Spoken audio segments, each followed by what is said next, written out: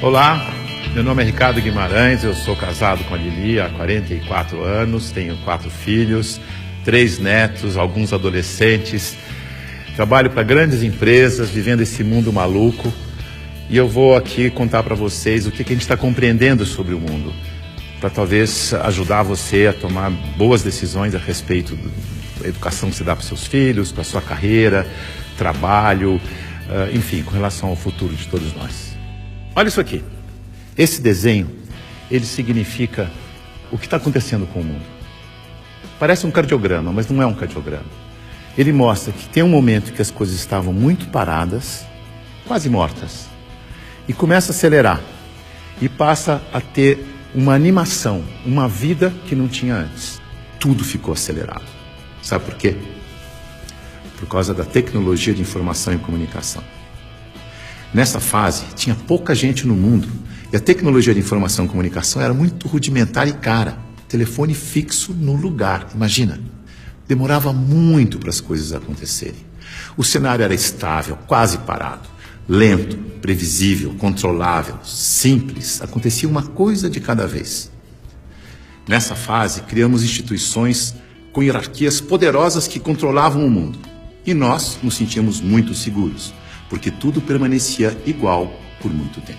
O indivíduo se submetia ao grupo, abria mão da sua individualidade, aprendia a regra do jogo e a vida seguia em frente. Isso deu certo por um bom tempo. Aí, com mais gente no mundo e com uma tecnologia de informação e comunicação mais poderosa e mais barata, todo mundo tomando decisão o tempo todo, numa velocidade absurda, o mundo começou a ficar instável, dinâmico, rápido, imprevisível, transparente, fora de controle, complexo. E nessa dinâmica toda, além da instituição, surge um novo personagem muito poderoso. O indivíduo conectado em rede, que acessa tudo e a todos o tempo todo. Mobiliza pessoas, trabalha, produz conhecimento sem precisar das estruturas e da permissão das instituições. Aquelas instituições hierárquicas e controladoras estão tendo que aprender a lidar com esse novo cenário, com esse novo indivíduo mais conectado, mais livre, mais móvel, mais bem informado e crítico. O mundo mudou tanto que pessoas de muito sucesso naquele cenário estão tendo muita dificuldade para manter seus negócios e empregos nos dias de hoje. Eu vou contar a história de um executivo muito importante, de uma organização global, poderosa, que estava tendo problemas enormes. Prejuízo, perdendo o mercado em todos os países em que tinha operação. Tinha brigas políticas internas entre departamentos, entre regiões, escândalos públicos, corrupção no financeiro e tudo acontecendo ao mesmo tempo com toda essa transparência ao vivo e a cores do tempo real. Esse grande executivo viu aquele cenário e disse: eu não dou conta dessa complexidade, dessa velocidade, dessa transparência toda. Eu me demito. Aqui está ele. É o nosso querido Bento. O Bento foi sucedido por um outro executivo, que parece que foi feito sob encomenda para lidar com essa época de tanta inovação, onde o indivíduo tem que ser mais autônomo, mais senhor de si, não se submeter à instituição, mas, pelo contrário, liderar a instituição. Chico aceitou o desafio. Aqui está ele, de um jeito fácil de comparar e ver a diferença entre ele e o Bento. Veja que o Bento está arcado, submetendo ao protocolo e às regras da instituição. O Chico está mais senhor de si. Para ele ajudar a igreja, ele tinha que mudar a igreja. Para mudar a igreja, ele tinha que criticar e propor novas maneiras de fazer as coisas. Porque do jeito que deu certo no passado, não era o jeito que ia dar certo no novo cenário. E ele começou a criticar e a mudar tudo usando o discernimento, o bom senso e os seus valores, que são os mesmos da instituição. A cadeira, por exemplo. Ele pediu uma cadeira mais simples, mais leve, mais prática, que ele mesmo pudesse carregar. A roupa. Uma roupa que fosse fácil de vestir, leve, simples e confortável. O discurso. Ele não queria que alguém escrevesse o discurso para ele. Ele mesmo ia fazer o discurso com as palavras dele. E para ele estar sempre atualizado e poder falar à vontade, ele não ia ficar isolado no Palácio do Vaticano, num quarto de 300 metros quadrados.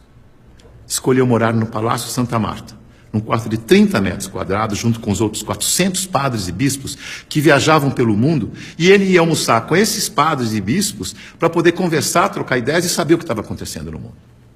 Mandou tirar o vidro do Papa Móvel para poder falar com o povo. Mudou a política de investimentos do Vaticano para ficar de acordo com as crenças da Igreja.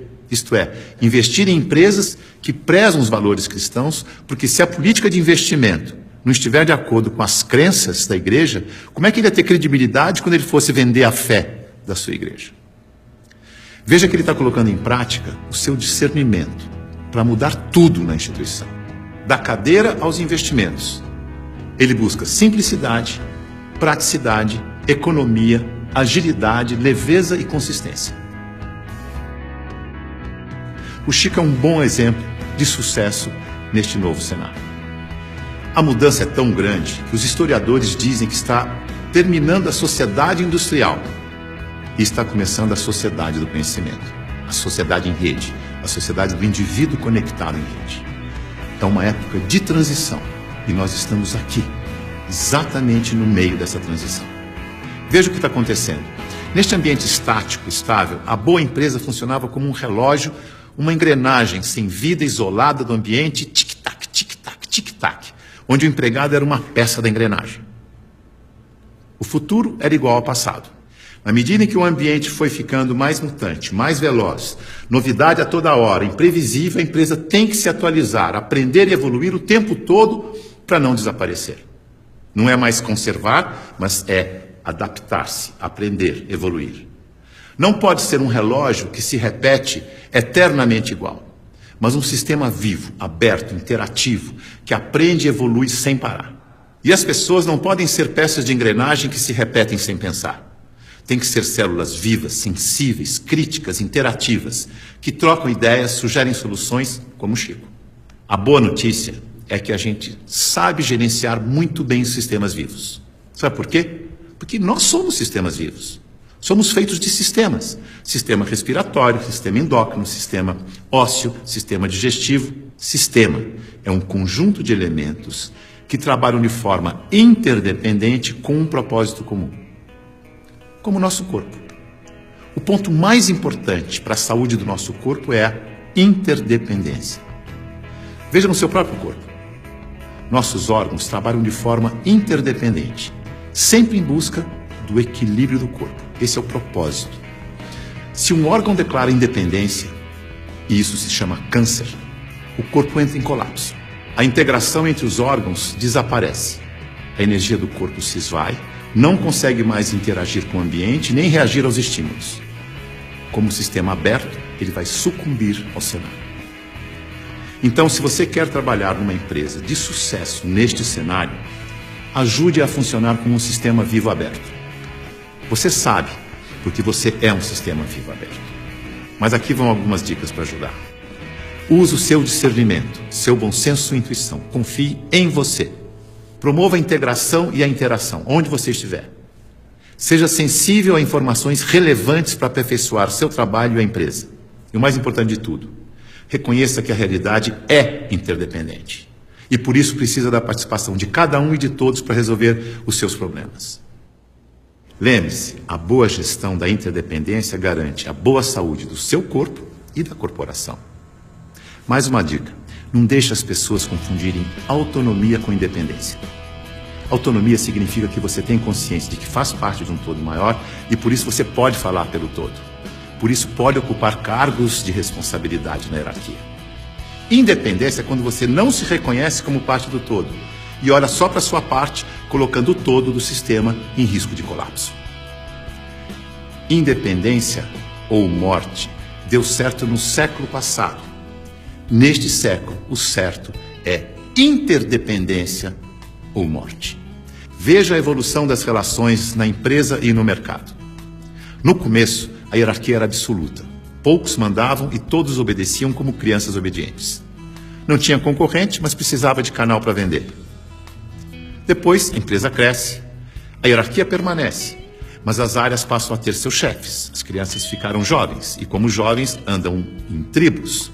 Nós versus eles. As áreas competem o tempo todo porque precisam se afirmar como jovens. Essa é a fase da independência ou morte. No mercado, o concorrente aparece e obriga a empresa a olhar para o consumidor.